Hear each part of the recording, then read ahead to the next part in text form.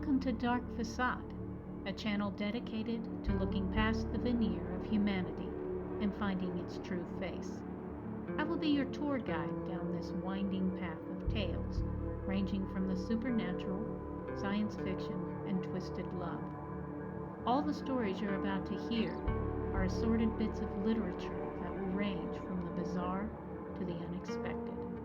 So sit back, lower the lights, and allow yourself to be taken away from everyday reality to its shadowy reflection. If you enjoy our unusual content, please be sure to hit the like and subscribe button to receive more. Thank you.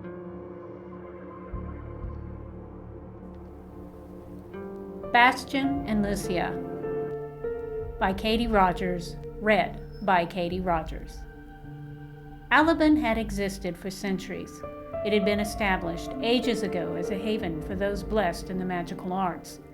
Witches, wizards, and their familiars gathered behind its stone walls to protect themselves against the growing hostility of a changing world. The old ways that had been respected were now becoming lost. They were being devoured by the growing faith called Christianity.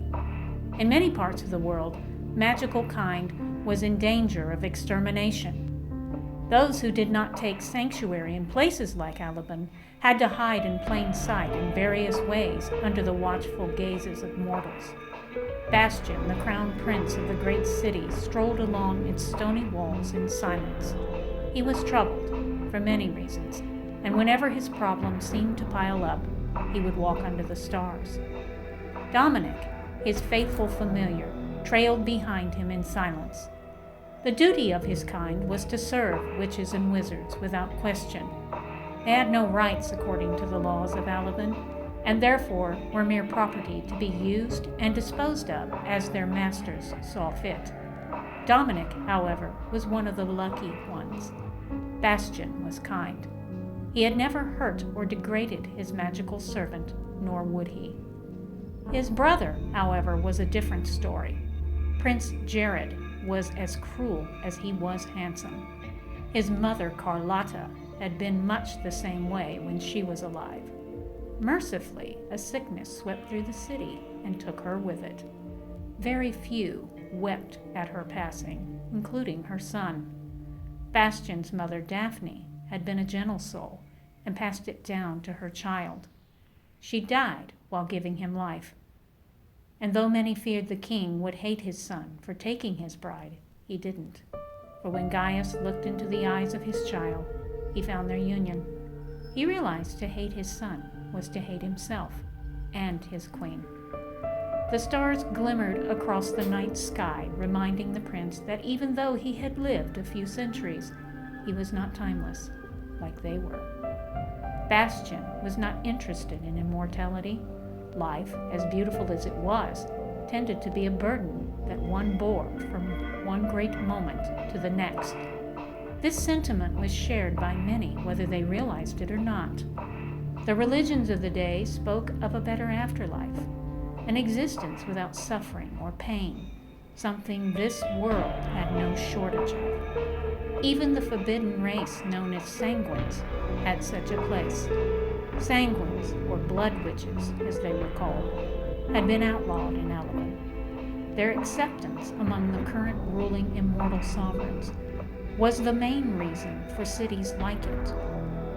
There were those among immortal and magical kind that rejected and rebuked them. Bastion, as did many in the city, knew they were dangerous. It was said that they could manipulate light and shadow to make themselves appear as they wished. Their very presence could seduce a soul and render it helpless to their power. The real thing to fear, however, was their blood. It had the power to enslave any who drank it. Many vampires and werewolves had suffered this fate. Alexander, the current king of the immortal race, was the most tragic victim, for he had fallen prey to the mother of sanguine kind. Merrick, his queen, was said to be as bewitching as she was lovely. All that looked into her eyes fell under her spell and were never the same. It was with this power that she seduced the Wolf King and now used his massive armies to secure a place for her and her fiendish offspring among immortals. Sanguines were one of the many reasons that Bastion walked the wall this night. Jared had found a male blood witch in the woods just beyond the city and had tortured him to death. Even though the Sanguine was a threat to Alabon, Bastion still was unnerved by his younger brother's actions. The only bright spot in it all was that it gave his familiar, Brea, a reprieve from her master's brutality. The sweet young girl was Dominic's little sister. She would often turn up with new wounds on her body that stood as testament to Jared's latest savagery. The look on her brother's face was almost too painful to see as the marks on her skin. Though he had broken none of Alabon's laws, Bastion knew that something would have to be done with his brother. The prince sighed deeply while raking his fingers through his thick blonde hair. His time to ascend to the throne was getting closer every day. His father, King Gaius, had been stricken with a disease that none of their physicians could identify. The effects of the sickness could be plainly seen. Gaius, a once towering pillar of strength, was now a weak, feeble shadow of himself. His time was short, everyone knew it. Dominic sensed his master's distress and decided to try and calm him. He took his feline form, then glided up to Bastion's side. He grazed the wizard's hand with his silky fur while purring softly. The prince smiled at his magical charge before scooping him up in his arms.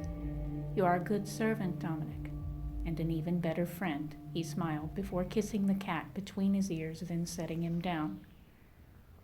"The hour grows late, my lord. Shall we retire?" Dominic asked after taking his human form again. Bastion gazed into his familiar's curious green eyes before running his hand lightly through his thick black waves. Dominic was a handsome young lad. His mother, Romula, was the rarest of beauties and had handed much of her looks down to her children. The wizard sighed once again, then nodded in agreement. "I'm not sure how much rest I will get, but yes, I suppose we should," he said.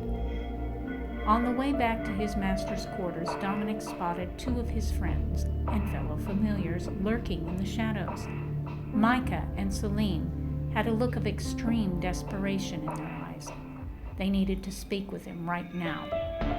The fact that they were away from their designated witch and wizard added to his dilemma.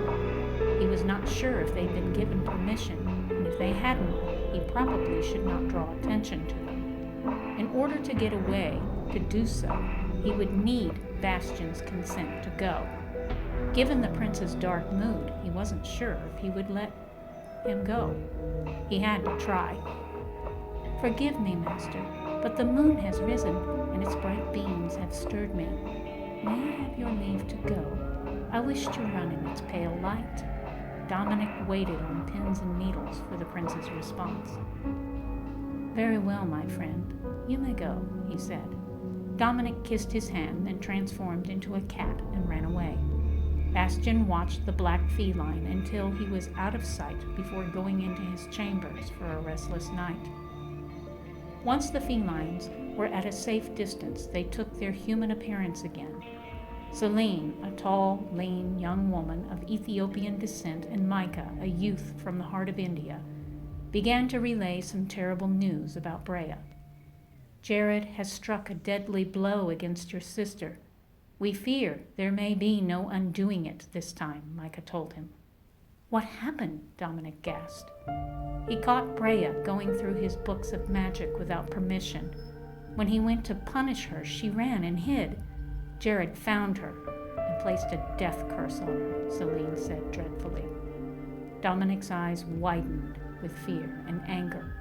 He knew eventually the beastly wizard would be the end of his sister. The laws of Alabon gave him this right. There was nothing he could do except go to her side and wait. Tears of rage began to fill his eyes as he thought about the terrible death she would experience. Well, she would not die alone. He could at least do that for her. Where is she now? He asked with a heavy heart. We managed to get her away from Jared. He was passed out drunk nearby. We took her to a stable near the west wall, Micah told him. Let's go, Dominic replied. Wait, Dominic. There may be a way to stop this, Celine said as she took hold of his hand. Micah gave her a grave look that she chose to ignore. What is it? Dominic asked. He was open to any suggestion. There's a rumor going around that another Sanguine is in the woods, she began. How can that help? Dominic scoffed. I managed to get a hold of some forbidden literature about them. Apparently, they're gifted healers. Some say they can reverse dark magic, like death spells, for instance, Celine said, letting her meaning seep in. Even if the rumors were true, we would have to sneak Brea outside of the city walls. The penalties for that could be severe, very severe. Not to mention the danger that the Blood Witch poses, Micah argued. I'm willing to take any such risk for my sister, if there is even the slightest chance. Is there a chance? Dominic asked as he looked at Celine. He knew she would not have mentioned the Sanguine if she wasn't certain of its presence. Yes, I know where to find her, she answered. Very well. Take me to my sister, then lead the way, Dominic said. Are you two out of your mind? This is suicide if we get caught. If the masters discover us missing, they're likely to send the Black Hounds after us, Micah exclaimed. What Micah didn't understand was Dominic would face an army of Alavin's most fierce hunting dogs to help Brea.